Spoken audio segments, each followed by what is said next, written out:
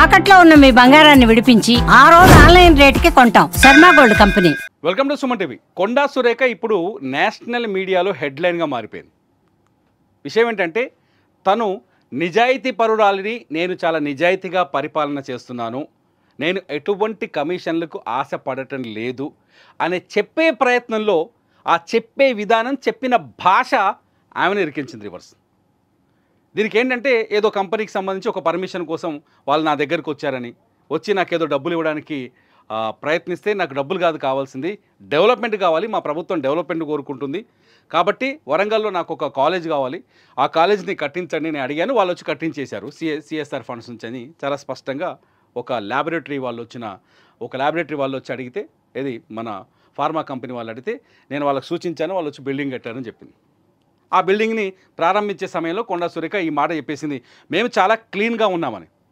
Cut చేస్తే ఏంటంటే సాధారణ చెప్పే విధానం ఎలా ఉందంటే, సాధారణంగా ఫైళ్ళని క్లియర్ చేయడానికి ప్రతి మంత్రులు పదవుల్లో ఉన్న వాళ్ళు డబ్బులు ఆశిస్తారు, కమిషన్లు ఆశిస్తారు.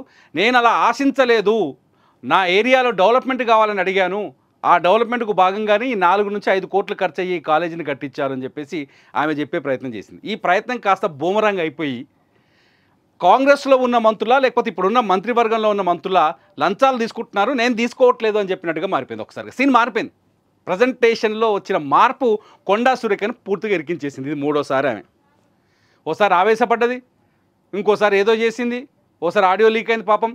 ఇప్పుడు మళ్ళా మాట్లాడే భాషలో, ప్రజెంట్ చేసే విధానంలో వచ్చిన తేడా ఆమెను ఇరికించింది. నేషనల్ మీడియా ఛానల్స్ కూడా ఇవాళ హెడ్లైన్లో పెట్టారు కొండా సురేఖ ఫోటోని.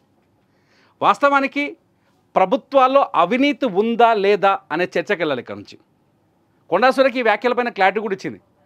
నేను మా ప్రభుత్వంలో ఉన్న మంత్రుల గురించి మాట్లాడలేదు, గతంలో తెలంగాణను పరిపాలించిన మంత్రుల్లో చాలామంది డబ్బులు తీసుకునే ఫైళ్ళను కదిలించేవాళ్ళు, డబ్బులు తీసుకునే ఫైళ్ళకు క్లియరెన్స్ ఇచ్చేవాళ్ళు, ఆ ఉద్దేశంతో మాట్లాడాను తప్ప నేను మా మంత్రివర్గం కావచ్చు, మా ప్రభుత్వం గురించి నేను మాట్లాడలేదని ఏదో చెప్పడానికి ప్రయత్నించింది కొండా సురేఖ.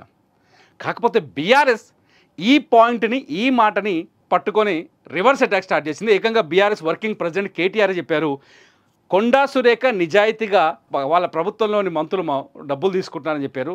ఇంకొక అడుగు ముందుకేసి ఆ మంత్రుల పేర్లు కూడా చెప్తే బాగుండేది, చెప్పాలని మేము డిమాండ్ చేస్తున్నామని కేటీఆర్ ప్రశ్నించారు. ఇది ఒక్కసారిగా రాజకీయంగా ఊహించని చర్చకు దారితీసింది. అట్ ది సేమ్ టైం గతం నుంచి ఎప్పుడైతే రేవంత్ రెడ్డి ప్రభుత్వం ప్రారంభమైనప్పటి నుంచి బీఆర్ఎస్ ఒక నినాదాన్ని ఎత్తుకొని నడిపిస్తుంది, ప్రభుత్వం పైన తీవ్రమైన ఆరోపణలు చేస్తుంది. ఏంటి అంటే కమిషన్ల ప్రభుత్వం అని, 30% కమిషన్ ప్రభుత్వం అని. ఇక్కడ ఇంకొక పాయింట్ కూడా ఉంది, 30% కమిషన్ల ప్రభుత్వం అని. చాలా ప్రెస్ మీట్లలో హరీష్ రావు కావచ్చు, కేటీఆర్ కావచ్చు, లేకపోతే బీఆర్ఎస్ మాజీ మంత్రులు కావచ్చు, లేకపోతే కొంచెం పవర్ఫుల్గా కనిపించినప్పటి ఎమ్మెల్యేలు కావచ్చు, ఏ ప్రెస్ మీట్ పెట్టినా ఈ పాయింట్ చెప్తున్నారు, మంత్రులపైన తీవ్రమైన విమర్శలు చేస్తున్నారు. ఈ చర్చ తెలంగాణ ప్రజల్లోకి పంపించే ప్రయత్నం బీఆర్ఎస్ చేస్తుంది. తెలంగాణ రాజకీయ పార్టీలు కావచ్చు, బీఆర్ఎస్కి అనుకూలంగా వార్తలు చేసే మీడియా సంస్థలు కావచ్చు, కాంగ్రెస్కు అనుకూలంగా వార్తలు చేసే మీడియా సంస్థలు కావచ్చు, ఈ పోటాపోటీ ఎదురు విమర్శలు, ప్రతి విమర్శలు చేసుకుంటూనే వస్తున్నారు. ఈ సందర్భంలో కొండా సురేఖ ఇలా భావం మార్చేసి, భాష మార్చేసి, ఒక్కసారిగా నేను కమిషన్ తీసుకోలేదు అందుకని ఇక్కడ కాలేజీ కట్టడం అనే భావం వచ్చేటట్టు మాట్లాడడంతో ఒక్కసారిగా పెద్ద డ్యామేజ్ కింద మారిపోయింది కొండా సురేఖ. కొండా సురేఖ కెరీర్కి ఇది కొంత నష్టాన్ని కలిగిస్తుంది అని కొందరు రాజకీయ విశ్లేషకులు కూడా భావిస్తున్నారు. ఎందుకంటే కొండా సురేఖ మంత్రి పదవి తీసుకున్న తర్వాత, ఈమె వైఎస్ సర్కార్లో ఉన్నప్పుడు 2004లో వైఎస్ రాజశేఖర రెడ్డి ముఖ్యమంత్రి అయినప్పుడు మహిళా మంత్రులకు అధిక ప్రాధాన్యతను ఇచ్చినప్పుడు వైఎస్ సర్కార్లో కొండా సురేఖ మహిళా శిశు సాంఘిక సంక్షేమ శాఖ మంత్రిగా పనిచేశారు. ఆమె ఆ మంత్రిగా పనిచేస్తున్న సమయంలో కొండా సురేఖ చాలా పవర్ఫుల్ మినిస్టర్గా ఉండేది. కొండా సురేఖ వరంగల్ని వేళ్ల మీద ఆడించింది.